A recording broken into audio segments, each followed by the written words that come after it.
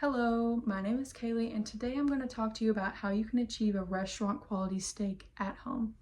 This is a highly coveted, high reward skill, and with this skill, enjoying a flavorful steak will no longer be an experience limited to dining out. I'm a broiler at Texas Roadhouse. I've been grilling steaks for the last year, but before that, I was working for 2 years in back of house operations. So there are two main bodies of information that we're going to be discussing today. Things you need to know and things you need to do. The first thing is steak cuts.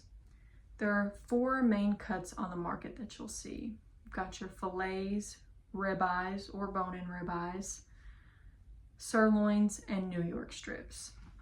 Your fillets are going to be your leanest, most tender cut. Ribeyes are going to be the most flavorful because they've got that rich marbling throughout the steak. New York strips are somewhat of a balance between the two. It is a lean cut, but it's got that prominent fat cap on the side. Sirloins are also a leaner cut, but they're more of a budget-friendly option, so you may be sacrificing some texture components if you do decide to select the sirloin. Moving on to things you need to do, seasoning.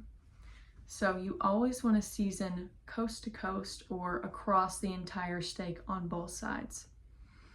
Now, a common misconception in seasoning steaks is the myth that you should only use salt and pepper. As a chef, we never solely use salt and pepper. Chefs are always going to be very heavy-handed on seasoning. So a good steak seasoning blend is going to have salt, pepper, onion, garlic, paprika, and then some sort of sweet element like brown sugar, for example. Moving on to step 2, which is searing. A steak should be seared on high heat for about 1 or 2 minutes on each side. By high heat, your steak needs to be your surface needs to be about 500 degrees Fahrenheit, and you need to give the surface ample time to preheat so that when you put your steak down, it is at 500 degrees Fahrenheit. Since we are searing at such a high temperature, you will need a high smoke point oil, such as avocado oil or grapeseed oil, for example. You don't want to use a low smoke point oil such as butter or a low quality margarine, because that will just burn before your steak is able to get a nice sear on it, and it's going to leave your steak tasting burnt and bitter. We want to avoid that. So moving on from searing, we need to understand steak temperatures before we put our steak on the grill.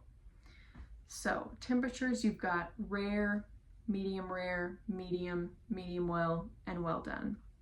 Your rare steaks are going to have a cool red center. Medium rare is going to be a warm red center. Medium will be a hot pink center. Medium well will be a slightly pink center, and well done will have no pink whatsoever. So a great rule of thumb to estimate what temperature your steak is at without cutting into it or without having to purchase a meat thermometer is just using your hand. So if we look at this muscle right here, in its relaxed state, that's going to feel about what a rare steak would feel like.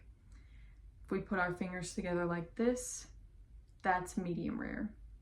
Like this, medium, medium well, and well done. Moving on from steak temperatures is grilling.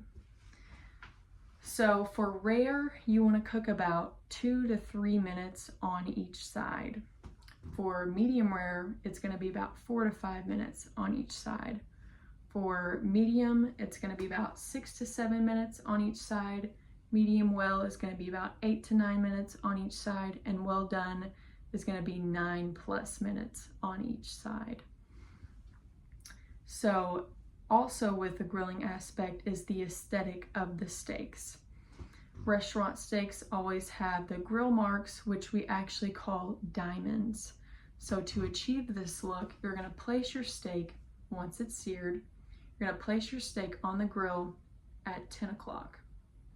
Once you've got those grill marks, which you achieve pretty rapidly, you're going to turn the steak from 10 o'clock without flipping it to 2 o'clock.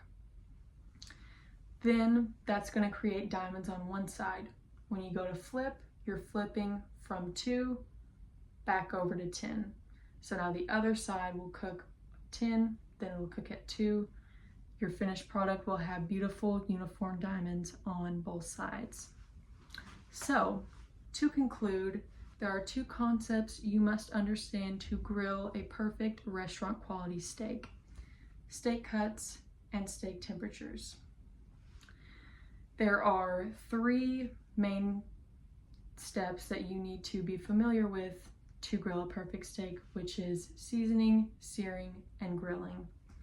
Remember, you always want to season coast to coast or across the entire steak on both sides, not just with salt and pepper.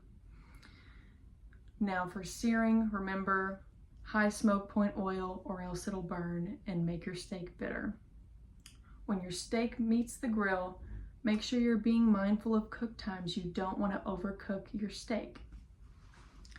With this insider knowledge, you can enjoy a high quality restaurant steak without the pesky wait list or the hefty bill. Thank you.